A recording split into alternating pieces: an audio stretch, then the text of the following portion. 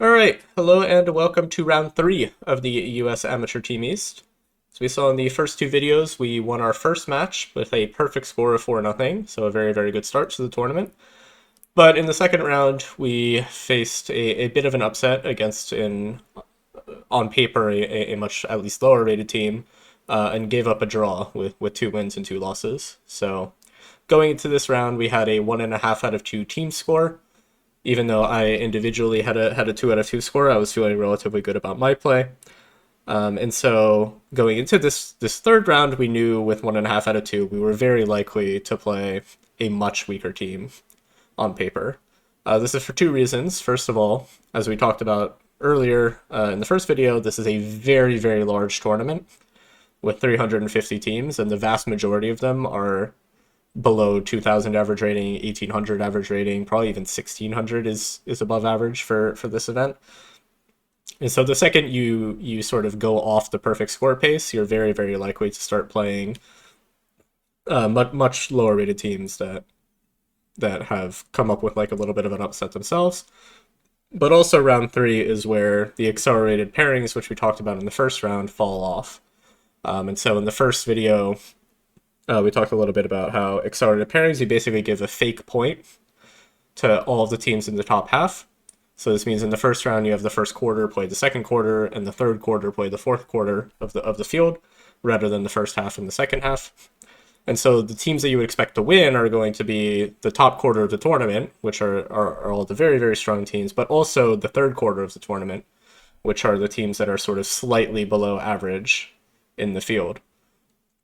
So in the third round, that point is removed, and so your 2-0 teams, which are going to be the very, very, very top of the field, but also people very, very close to the average of the field, will often face off against each other.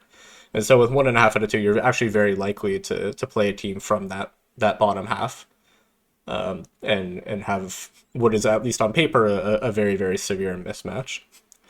And as you can see, that's basically what happened. On my board, I was facing against a very, very young player. We were playing a very, very young team. They were 4 kids. I believe this turned out to be a middle school team, we discovered after the fact. So very, very young players. And my opponent was a decently strong player still, with a USCF rating of 1841. But in a field with 2200 average rated teams, 1840 on board one means that on paper you're going to be sort of severely outmatched in a lot of these mid tournament matches. So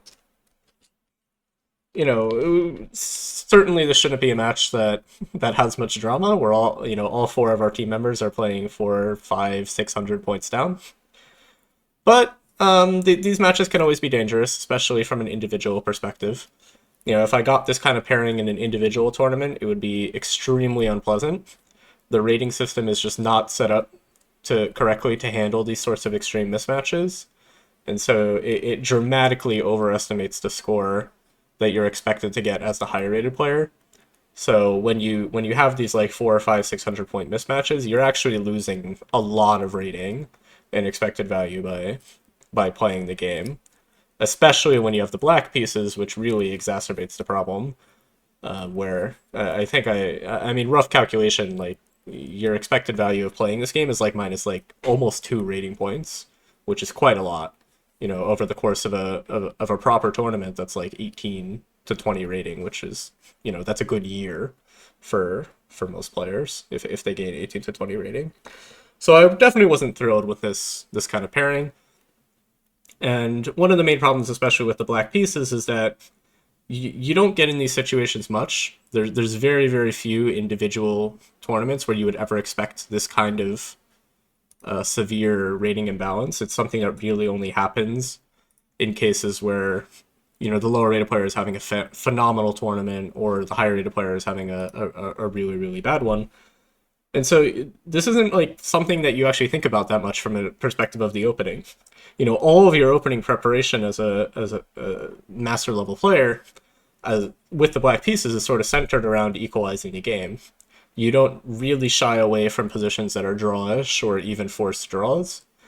And even going a little bit back from that, you don't necessarily think about like how early you need to deviate for your opponent to avoid a forced draw. For example, this isn't at all what happened in this game, but just to give an example, a very, very popular way to play for a win in the last few years against the classical Sicilian, white plays bishop g5 in the main line. A very, very popular approach to try to play for a win is this very weird looking move g6. And the idea is that, okay, white gets to decimate the center, but, you know, in exchange, black is taking the two bishops. And so white usually drops the knight back to put pressure on d6. We develop to bishop e6, preventing knight d5 and stuff. But in this position, white can actually just play knight d4, and you have nothing better than bishop c8. And at this point, you're just making a draw. There's nothing you can do. And so this line that, like, you might very easily autopilot as black, because you're like, oh, this is just a way to play for a win. You know, this is just known. Lots of very, very strong players have chosen this when they need to play like a slightly weaker player. You can very easily find yourself in a situation where you actually just have no options. Like, you're kind of in very, very big trouble immediately if you want to avoid a draw. So I had to spend like quite a bit of time trying to think about how I wanted to approach this game from the beginning. And as I talked about in the first round, there's sort of two general options that you do when you want to avoid a draw. One is to play something offbeat immediately, try to get your opponent into a position that they're unfamiliar with. And the other is to basically say, like, I'm the better player. I've spent a lot of time looking at my openings. I'm just going to play the main lines and trust that they're not going to know, you know, the positions in as much depth as I do. And in the first game, we chose the latter, or no, we chose the former. we played something slightly, you know, a pretty bad opening in the Pirc, and actually got a very bad position, was kind of lucky to survive. But against much lower rated players, players actually do tend to, the stronger player actually does tend to just go for the main stuff and make your opponent kind of prove that they're as booked up as you might fear from a talented young player. And so in this game, I decided to play a main line with e5. This is one of the main lines that I've been playing recently, so I have some experience in these positions. And very quickly, my opponent surprised me with the move knight to c3. This is one of the other reasons that you can actually just play the main lines as the stronger player in these kind of mismatches, because your opponent is very, very likely, as like an 1800, 1900, 2000 level player, to play, like, just as their main repertoire, to play something that's really not very good, like knight to c3 in this position. There's nothing like wrong with it. People do play it even at a very high level for a win sometimes as a surprise weapon, but nobody really plays it as a main weapon. Like, this is not something that anybody plays every game above like the 2000 level, because if you do, you're not going to make it past 2000. Like, it's very, very limiting. This is also partially why these matchups can be very, very dangerous, because, you know, in a single game, this kind of move is very dangerous. Yes, you know, your opponent's never going to break 2000 if this is their kind of repertoire, but for one game, you can sort of fall into very, very serious trouble if you're not careful. And so I continued down the main lines a bit, but I was trying to be very careful and trying to remember, like, is there any point of these lines where white is able to force a draw? Like, is there something I need to avoid early to not give them that kind of opportunity? But eventually I decided just to go down the main path. And after knight f6, d3, bishop c5, f4, d6, knight f3, bishop g4. This is all very well known. White typically plays the move knight to a4, trying to challenge this bishop immediately. And then the line, you know, continues quite a bit. I was still moving moving very, very slowly at this point, because every move I had to kind of keep like double checking, like, is there a way for white to simply force a draw?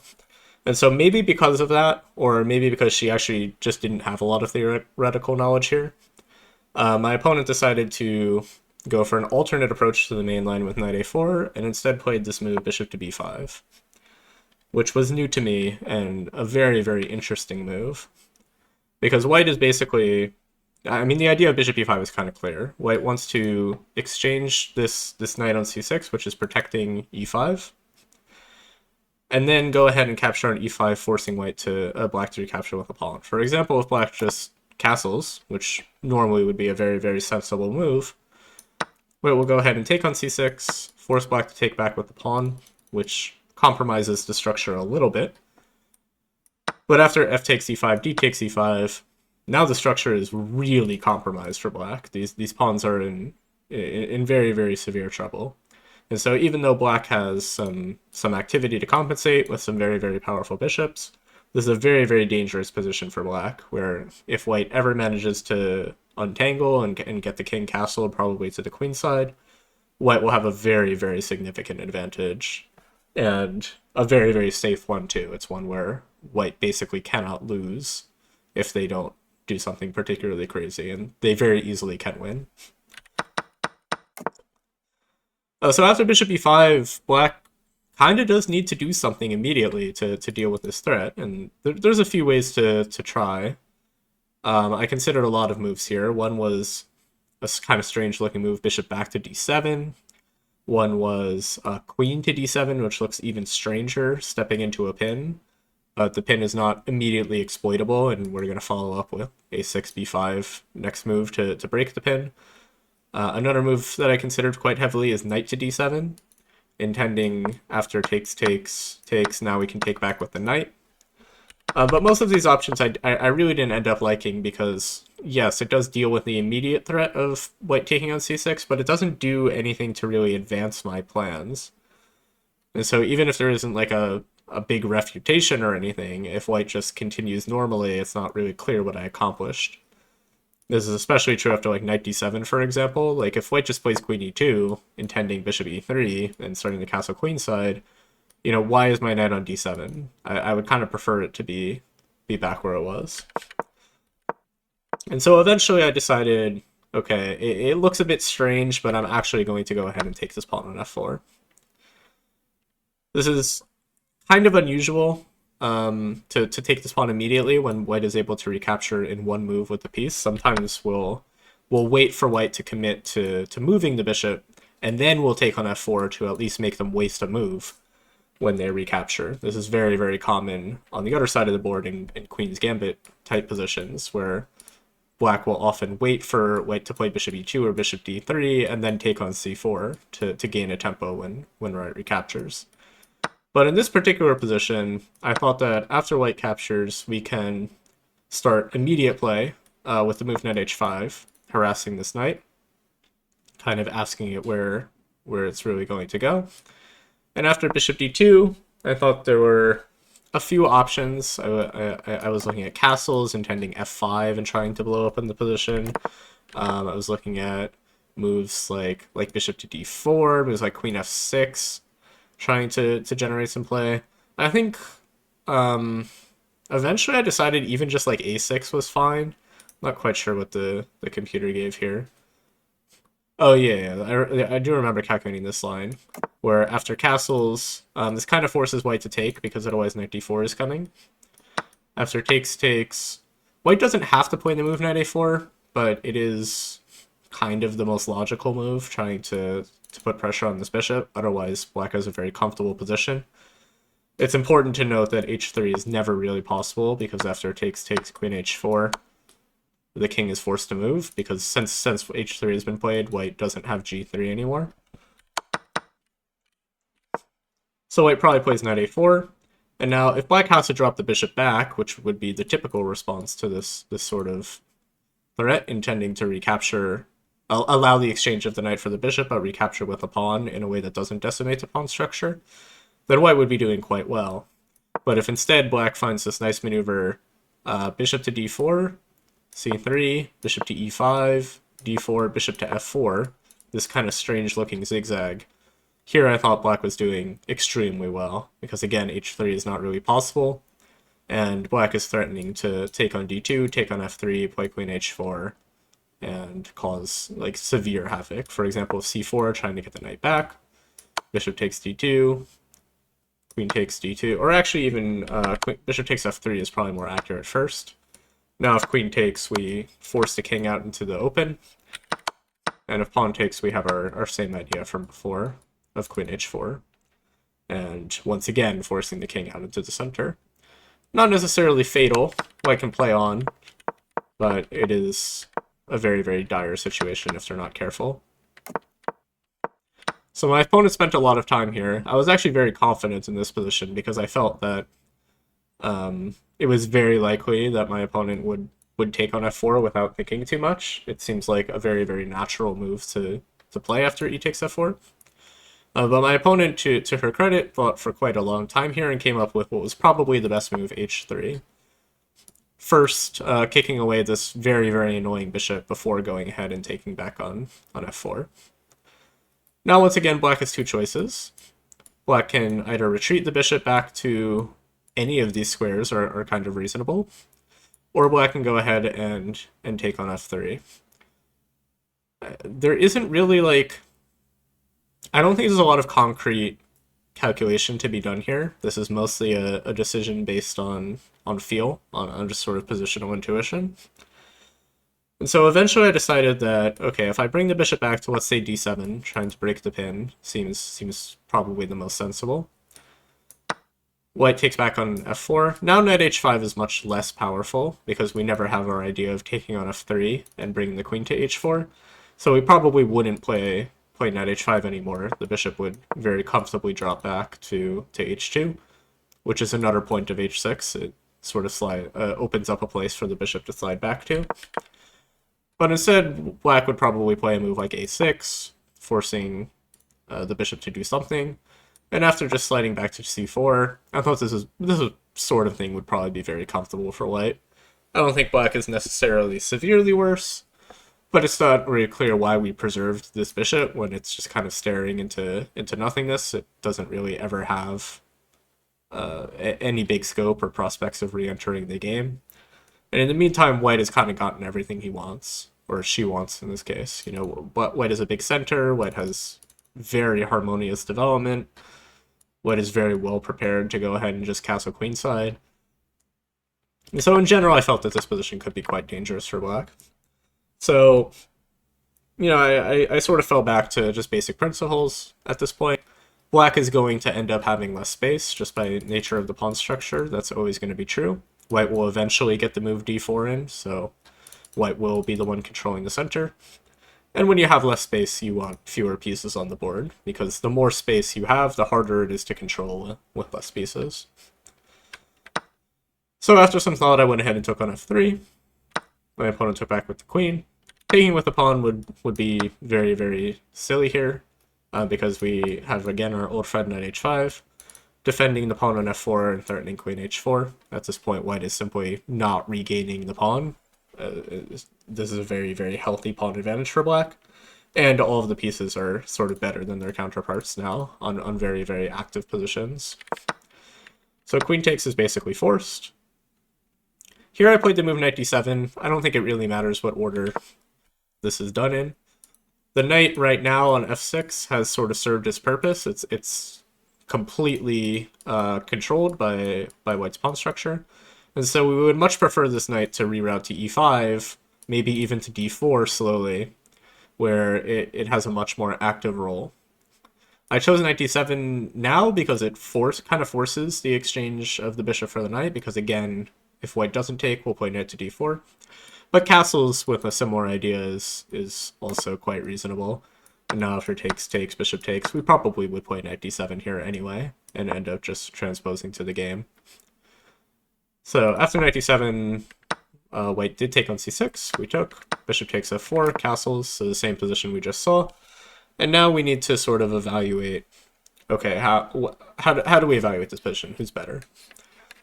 On the one hand, white has some really significant advantages that black needs to be careful of. Again, white is going to be the one in control of the center, because d4 will probably come quite quickly. White is prepared to castle and play d4, for example. And black's pawn structure is a little bit compromised. Not massively compromised in the way that it could be if this pawn were on e5, for example. But it is still a little bit of a hook for white to work with. You know, just counting pawn islands, for example, there are only 2 for white and there are 3 for black. Also, white has this semi-open f-file to work with, which can be very, very dangerous for black, if white manages to transition like all of the heavy pieces down this file, this can be actually quite unpleasant to defend. So white is actually very well poised to castle queenside and start a big attack with the pawns, whereas black, partially because, again, of the weakness of the pawn structure, isn't really prepared to do the same thing on the queen side. So because of all of this, white is actually kind of better if black doesn't have something immediate to compensate. So what is black's trumps in this position? Well, at least for the moment, we are controlling the d4 square, as well as the e5 square, so we do have a presence in the center. We do have a semi-open b file to work with, and our pieces are a little bit better than their counterparts at the moment. The bishop is a little bit more active, the knight has a little bit more scope, because similarly to how our knight doesn't do anything on f6, white's knight doesn't really do anything on f3. This pawn on c6 does cover both squares. And we are a bit better developed, because black has already managed to castle, while white still needs a move to complete her development. So this sort of demonstrates, like, you know, a little bit of dynamic versus static advantage. White has very very clear static advantages in this position, with the pawn structure, the open f file, the control of the center. But black has a dynamic initiative to compensate. And so overall, I think this position is probably about equal, but it does guide our play a little bit, where black really needs to show something in the next few moves, or white is going to have a very, very serious advantage. So in this position, my opponent chose to move knight to a4, which is quite sensible, trying to get rid of black's most powerful piece in this bishop. The main alternative was to castle queenside, which I think maybe objectively is actually even stronger. I was most concerned about this move. Again, preparing d4. In this position, I think black is basically forced to play the move bishop to d4. Otherwise, white will play the move we've discussed and have a unquestionably better position. And black's idea now is to play rook b8, c5, try to control the center from sort of the side, and put pressure on the b file. Perhaps by transitioning the queen in, perhaps by transitioning the knight in. We can also launch, you know, a5, a4, a3. This bishop d4 move understandably looks kind of scary for white. Most likely, you know, white can follow up with 92, trying to kick this bishop immediately. If the bishop goes back, d4 can follow. And after takes, either queen takes or knight takes, not really sure. I think overall this position is still a little bit better for white. Not a serious advantage because there's so few pieces left to work with, but white is probably for choice, and more importantly, white is not in any danger. So I was pretty happy to see this move knight a4, even though it looks very logical because it's really harassing this bishop and forcing it to move several times. But again, we have this same maneuver, this zigzag maneuver that we discussed against knight a4 the first time, which is probably something my opponent sort of overlooked here, which is now we play bishop d4 again. White is prepared to harass this bishop, but c3 is a very double-edged move.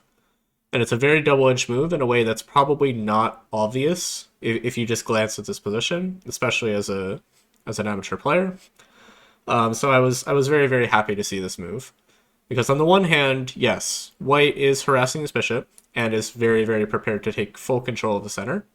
On the other hand, this knight that sort of sidelined itself to harass the bishop now has no way back into the game. c3 was its only square to return to the center, and so now it's actually stuck. It has no moves.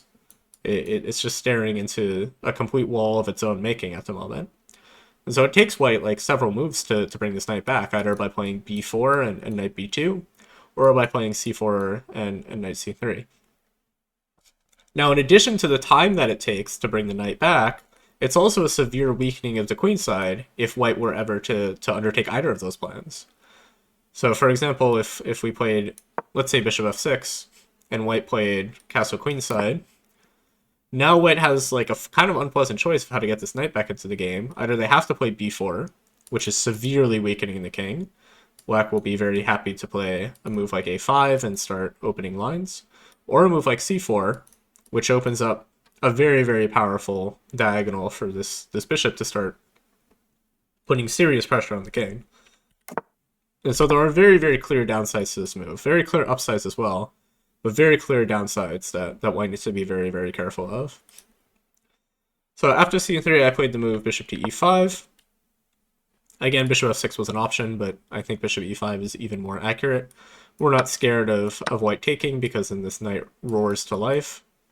The queen goes back, and now after c5, the sort of inactivity of this knight is really heavily felt.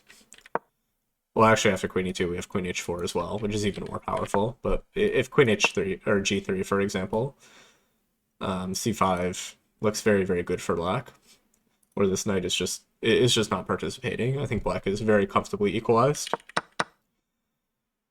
So my opponent understood this and did not take on e5, but instead she played a move that looks very, very natural, but turns out to be a critical mistake, which is this move d4. A very, very natural follow-up to c3. You know, what could be more natural than playing c3 and d4?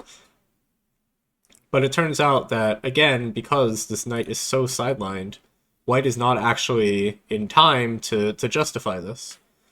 Yes, white is taking some very serious static advantages, taking full control of the center, but the dynamicism is even more important.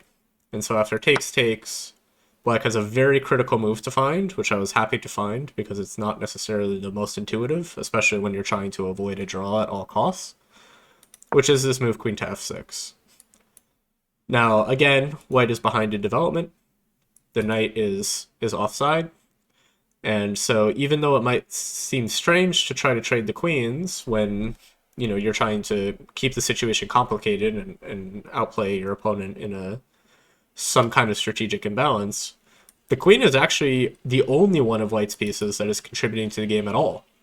And so if we manage to trade off the queens, then all of our pieces are going to be better than their counterparts, and white is going to have a very, very hard time dealing with the immediate initiative. So more specifically in this position, if white takes on f6, which is what my opponent ended up playing, after takes on f6, there's actually no way to defend this e4 pawn. None of white's pieces can reach it, because the king is in the way. The knight can't reach it, and so the pawn is simply lost. White is losing a pawn here. A better try for white was to play castles, but after rook to e8, the pressure is not immediately there, but it is coming. White again cannot take on f6, so they probably play rook e1. And now after takes, let's say, for example, f5. This pin is very, very unpleasant. Black will eventually play g5 to kick this rook away, and black will end up collecting the e4 pawn one way or another very, very shortly. So after rook e8, white is pretty much forced to play a move like queen g4. But after queen e6, once again, the pawn is facing too much pressure to survive. If rook e1, it will follow takes, knight f6, forking the two pawns. Rook f4, rook e6. Once again, just preparing to put even more pressure, as well as preparing to move g5. Might even be more accurate to play h6 just to stop g5 from white, but there's a lot of roads that lead to Rome here. Black is going to end up a pawn in every one of these lines. If takes, rook e1, rook e8, again, no way to defend this pawn. So my opponent eventually decided to take and say that this is just like the best way to give away the pawn, which is probably reasonable. I think other moves, I think castles was better, objectively speaking, but this is a fair way to try to defend, because after e5 takes rook e8, now black has captured a pawn, but it's not clear at all that this endgame should be winning. Black's pawn structure now is truly completely decimated because white has forced the d-pawn to move away. And so even though black does have this extra pawn, which is very powerful, and can very easily turn into a passed pawn, white, in principle, should have very serious drawing chances here. And I wasn't actually sure going into this endgame whether it was actually winning or not. Obviously, you know, you have to do it anyway. I didn't really have a choice. But I did get a little concerned that there might not be enough to work with to actually win the game, at least when we were entering this sequence. But once we reached this position, I did actually become pretty confident that this is just winning for black. Because the pawn the pawn is running. Like, black's plan is very straightforward. We're just gonna push these pawns forward until they get stopped, and it's really not that easy to stop. The knight is still not playing. The king is over on the queen side, so it can't help stop the pawns. So, I mean, am I really supposed to believe that my very powerful passed pawn that has no counter, it's just going to run down the board, is going to be stopped by, like, one rook? Like, probably not, right? We have a lot of ways to support it. We can use our rook to come behind. We can walk up the king as well while we're marching down the pawns. Our knight is very well placed to support the pawns. So I thought here I almost certainly should be winning. It's just a matter of technique at this point. My opponent played rook e1, which I expected. This was the last moment of the game where I actually spent a long time thinking about exactly what kind of position I wanted. And I think I ended up making the wrong choice, actually. So black has two choices here. One is several choices, but basically two choices. The two groups of choices. One is to trade the rooks, and one is to keep the rooks on, either by, let's say, rook a5 or rook g5, trying to put pressure on one of these pawns or knights, just something in white's camp. And so this is, again, not really a question where you can just kind of calculate your way to an answer. This is something where you have to rely on your now endgame intuition, positional intuition, but mostly endgame intuition. And so the question really becomes, like, what kinds of pieces do we want on the board? Do we want a rook endgame? Do we want two rook endgame? Do we want a knight endgame? We obviously want a pawn endgame because we're up a pawn, but that's not really going to be realistic. So it's important to think about this conceptually from the beginning because it'll guide, what trades you offer, and what because you know what trades you're aiming for, that will ease your calculation quite a bit if you know what you're looking for. Because otherwise there's just no point, and like both sides are going to have very, very, very many options on each move. And so calculation is kind of useless if you don't have something to guide you, as is true in most endgames. And so eventually I came to the conclusion, after thinking about it for a little bit, that we actually would like all of the rooks to be off the board. And the reason is that that does let the knight back into the game, because the knight will then have routes to re-enter the center. We won't be controlling c5 with a rook because they'll be off the board. But classically, it's sort of like a classical maxim that knight endgames are very, very similar, or they play out very similarly to pawn endgames, where, if you're up a pawn in a pawn endgame, you'll often be able to support the pawn with just your king, push it very, very far, and then eventually sacrifice that pawn to run your king over to the queen side and take all of the remaining pawns. And knight endgames are usually very similar. The king and the knight usually can support one pawn by themselves very, very easily down the board. And then eventually, even if white manages to hold that pawn in place, black will simply give away the pawn in exchange for several tempi running the king to the other side of the board and take all of the other pawns as compensation. The reason this is true of a knight and not any other piece is because a knight is actually really, really bad at stopping a king.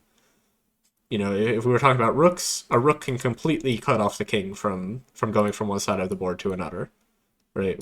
If, for example, we reached a rook endgame where this pawn was on f4, and our king was on f5, and white's king was on f3, then if we tried to abandon this pawn and start running, white could simply put their rook on like d1 or something, maybe even c1, and just create a complete barrier that we couldn't walk past. But with a knight, the knight isn't going to do that by itself. Like, the king is going to manage to run away. The one knight is not capable of stopping a king. One bishop isn't capable of stopping a king either, but the bishop is capable of holding a lot of pawns at the same time, in a way that, again, a knight is not capable of. And specifically, a pawn and a bishop can defend each other, whereas a pawn and a knight can only one of them can be defended at a time. So I thought, in principle, I should want to trade all of the rooks. And so in this position, I went ahead and took and allowed the exchange by taking on e1. I think this was a mistake. Not because of my reasoning. I think my reasoning was sound. Black indeed does want to get both of the rooks off. but more because this is actually the wrong way to do it. Black would like to get all of the rooks off, but would not like to get only one of the rooks off. If we talk about a rook endgame, if the knights come off the board, the rook endgame is very likely to be a draw. Because, yes, white will, as we talked about, white will be able to create a barrier and prevent this black's king from simply just abandoning the pawn completely. But also the rook is a very good piece at generating counterplay, where if black wants to start shoving the f-pawn down the board and create a passed pawn, we do have to deal with the possibility of white, entering through the center and coming and taking all these pawns on the queen side while we're busy, pushing our pawn. So we do want to keep the knights on the board, that much is clear. But we want to get all the rooks off the board as well. Okay. It turns out this way doesn't actually get all the rooks off the board, because after takes, if we play rook e8 here, white will simply slide away with rook d1 and not trade the rooks. And now the question is, how do we get these rooks off the board? Well, we're always going to have this dance. If I ever go to the d file to try to trade rooks, like for example rook e5 and rook d5, white is just going to go back to e1. If I ever go to the e file to try to trade rooks in the e file, white is simply going to go back to d1. And so both sides are going to have this very, very powerful open file to work with in the center. And because the rooks are on the board, now white always has ideas of trading off this knight. Knight c5 to d7, for example. Maybe if the rooks were on the e file and my rook were on the d file, it'd be knight c5 to e4. And this starts to pose some serious challenges for black. If instead I had played a move like, I don't know, rook to a5, trying to keep one of these rooks on the board, both of these rooks are now sort of stuck where they are. So eventually we'll be able to trade one of them, but on our terms. For example, after b3, if we start bringing the king towards the center, g4, I don't know. Eventually we're going to be able to play rook d5 and rook e8 in a way that kind of forces both rooks off the board, so kind of simultaneously. White doesn't really want to take here because it lets black correct the pawn structure. So white is going to eventually be forced to either give away, allow the exchange of the rooks, or abandon the central files entirely, at which point it's fine that the rooks are on the board because our rook is just better than theirs. So I think this was actually a pretty severe mistake from me to take on e1. And I was fortunate that it didn't end up mattering.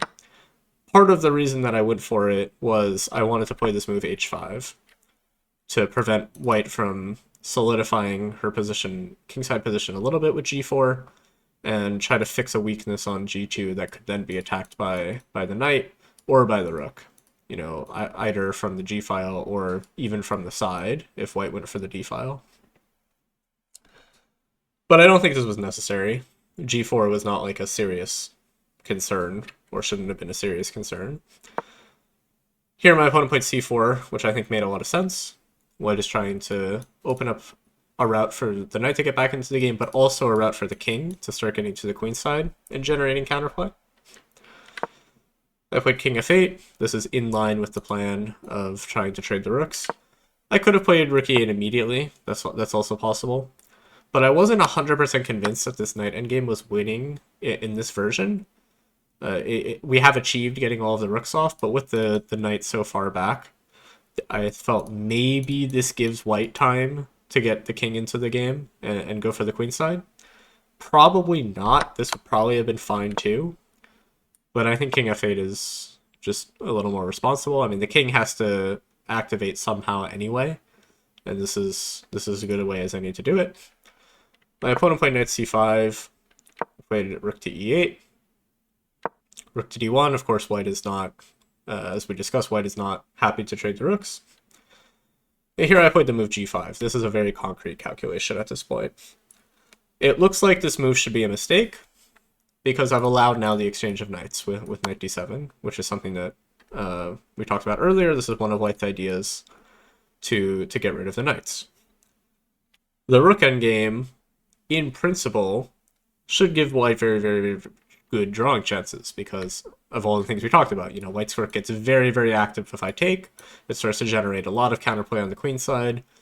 And if we try to support the king if we try to support the pawns with the king, then it's eventually going to end up getting stuck and the king will not be able to transition over to the queen side.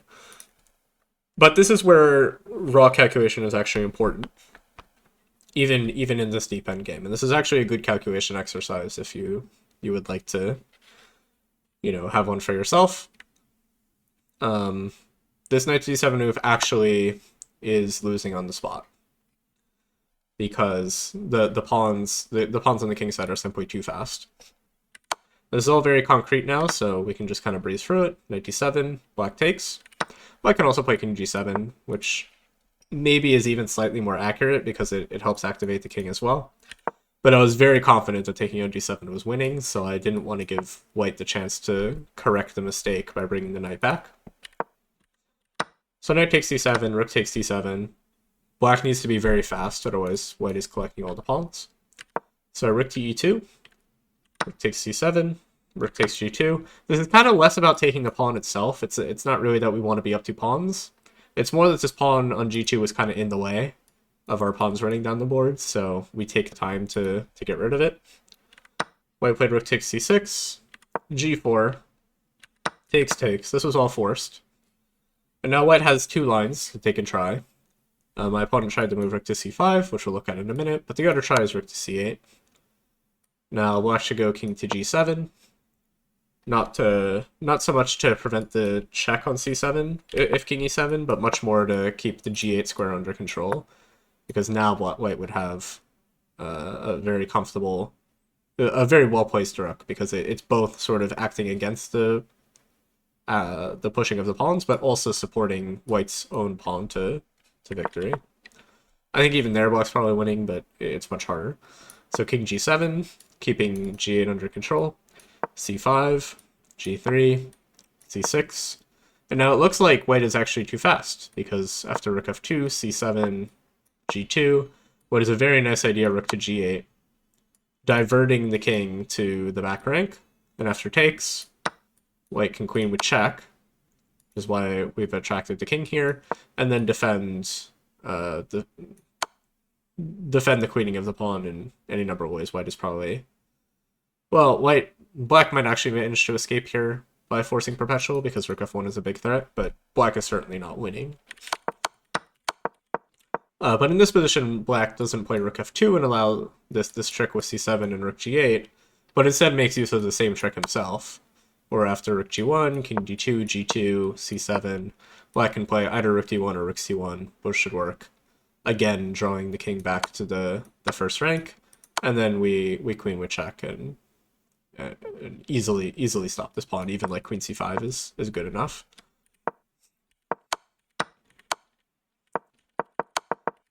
So rook c8 is simply too slow, so my opponent tried rook c5 instead, trying to get the rook behind the pawn. Now black has two options. f6 is maybe even slightly more accurate, but again I calculated the more direct approach, so I went ahead with that, which is to play g3 immediately. Allow the rook to come to g5. Now again it looks like black is a little bit stuck. The rook and the pawn by themselves are not going to be able to make a queen.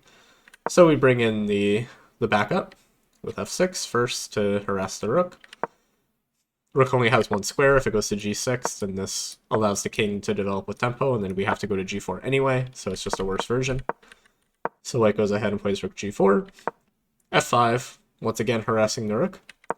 Rook comes back to g5. Once again, rook g6, just king f7, and then the same business. White has to come to g5 anyway, so might as well go to g5. And now a very important idea, f4. The idea being now this pawn is defended on g3, so black is prepared to play rook f2, g2, rook f1, g1, etc. And so white's only attempt to try to defend the position is rook f5 check, king f7, and take this pawn on f4. And now it might look like the rook is getting back in time to deal with the pawn, but it turns out that this king is very unfortunately placed, where there's actually no way for it to get off of the back rank. Black is threatening rook f1 check to support the advance of the pawn to the queening square, and there's no way for white to get around this. If the king were somewhere on like a3, then this idea is no longer serious, because the rook would be tied to the defense of the pawn forever. White would probably actually be winning. or if the king were on b1 and the pawn were on a3, then white were able to play king a2 in this position, then again, white would probably be winning. But none of those things are true. So black is simply picking up the rook in the game. In this position, my opponent actually played on for several moves. I think she played like a3, rook f1. We picked up the rook, and she tried to defend this endgame for some number of moves, but it's obviously hopeless. Black is up far too much material, and eventually we'll just pick up all of the pawns with the extra rook. So with this win, we move to an individual 3-0 score. You know, obviously as good as you can hope for. You can't do better than 3-0. But I was also very happy with the way that I played all three games, especially this one, actually. Even though, you know, on paper this is a severe mismatch, and there's not really much reason to be happy about winning a game where you outrate your opponent by 600 points. I felt that the way that I did it was quite nice, where I had some I thought I showed some very, very good judgment in the transition from the opening to the middle game and the transition of the middle game to the end game. This wasn't entirely true. The computer was less than impressed with some of the decisions, but it wasn't like, it wasn't offended either. It thought everything I did was at least okay.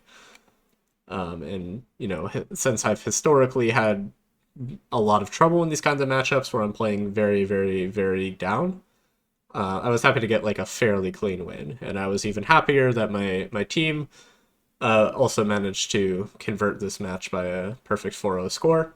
Also kind of expected because of the rating mismatches, but it looked a little sketchy at some points in the match there. There were definitely some moments where I wasn't 100% convinced that we would even win the match, let alone win all 4 games.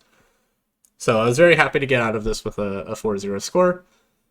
And move to 2.5 out of 3 with team score. I kind of expected that round 4 we also would not have, or we'd probably also have a pretty severe mismatch, so it was good to at least get past the first one without blemishing our record. It gives us a little more wiggle room for the next match. Like, our margin of error wasn't entirely used up. So, obviously as good a match as you can hope for. There's 4-0 is at the end of the day, it's 4-0 no matter how you get there. All right, that's it for round 3. Thank you all for watching, and I will see you next time for round 4 of the same event.